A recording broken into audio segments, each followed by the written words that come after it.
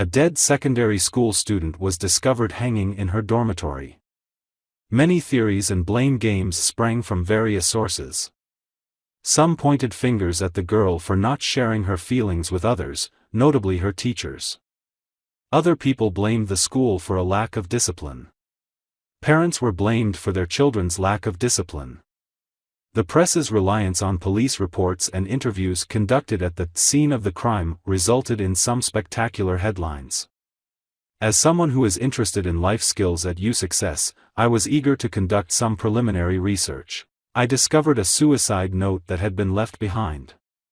The note was addressed to the girl's parents, who had been pressuring her for good grades. The girl expressed her dissatisfaction with her parents' lavish spending on her as she had mediocre marks. She expressed her desire to leave so that her parents could spend their money on something else. Further research found that the girl became a mother while still in primary school, but she summoned the fortitude and endurance to finish her education, passing well enough to be admitted to the elite school where she was enrolled. According to more accounts, her child was living with her mother while she was with her father. According to my sources, the same girl had been caught cheating on an exam and had been reprimanded by the school administration.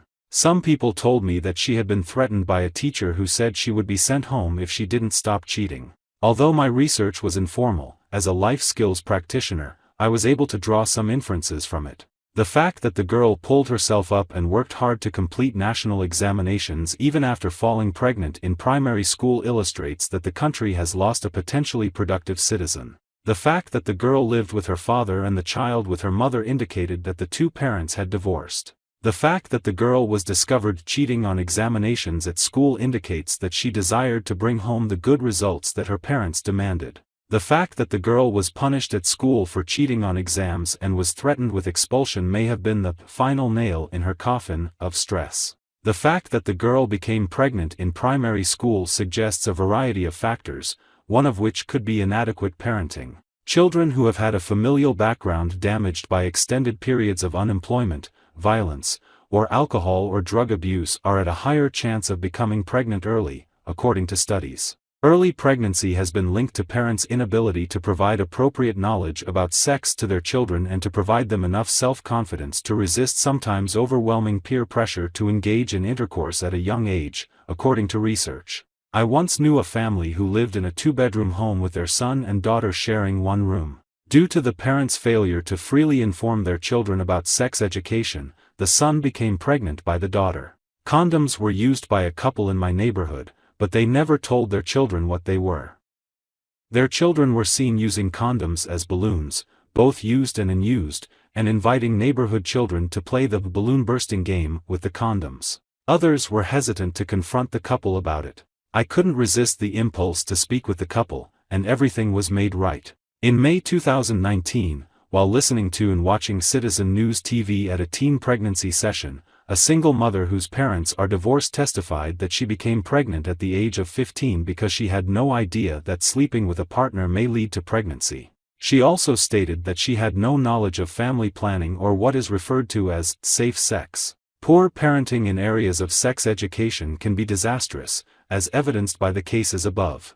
The fact that the girl lived with her father and her child with her mother indicates that the family had split up. One of the reasons for early pregnancies among girls has been discovered to be family instability. I noticed a girl in my university class who was absent from class and seemed to have a pretty loose campus life. My interactions with her lead me to the conclusion that she came from a divorced household. I was able to persuade her to change her ways, and she graduated with honors. A campus girl's performance began to deteriorate in another incident.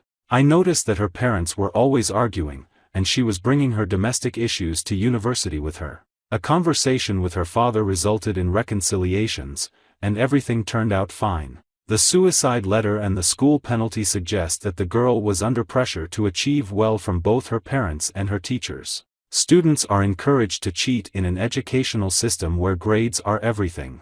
A curriculum that requires students to pass written exams based on what they learned in class fosters rote learning and cramming rather than comprehension and retention. A student was caught cheating on an exam at the school where my son attended. The parents had tied an overseas holiday trip with the rest of the family to high marks brought home at the end of the term, according to investigations. To win the vacation, the student was cheating to earn good grades. Students from the university where I studied were found in an examination room with summary notes and were subsequently penalized for cheating.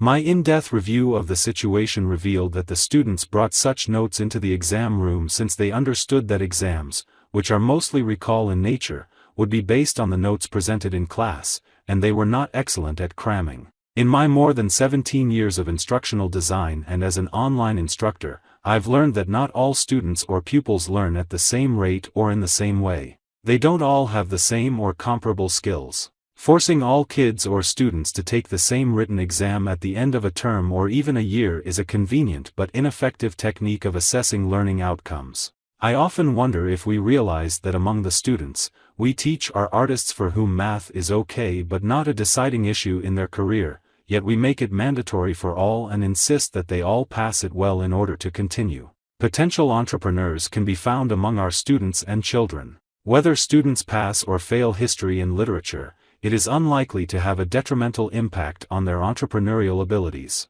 When I was in secondary school in Kenya in the late 1990s, I noticed that there was a school, St. Patrick's Eton High School, in the current Elgeyo Marakwet County, formerly the Rift Valley of Kenya, that could recruit students for high school based on their athletics competencies and focus them on that competency while the students also studied other subjects. While St. Patrick's Eton has had remarkable KCSE results over the years, it is best renowned for its sports program, which has produced some of the most well-known athletes in the world.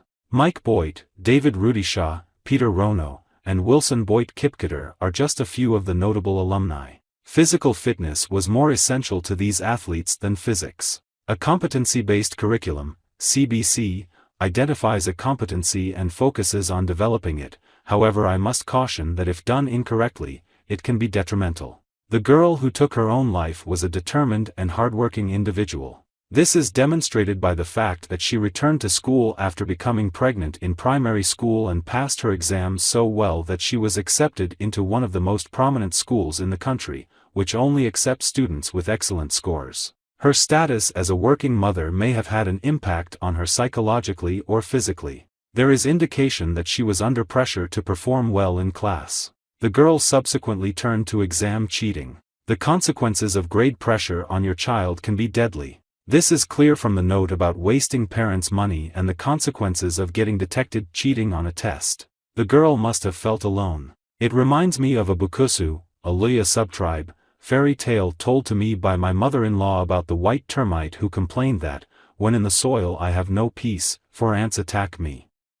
When I escape to the ground, or onto the land, still I have no peace, for people eat me. When I escape and fly into space the birds are at me. God, you are my only savior, take me home. White termites are a delicacy in Bukusaland.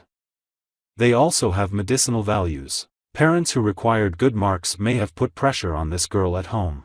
There was also pressure at school. When she cheated on exams, she faced severe consequences. She must have realized that the only way out was to commit suicide. In the late 1990s, I recognized that requiring students to reproduce lecture materials on written exams increased cheating on university exams. Only the cognitive domain of learning was tested, and only the low levels of this domain were tested, as required by university guidelines. Graduates who were half-baked were and have been a source of complaint in the industry.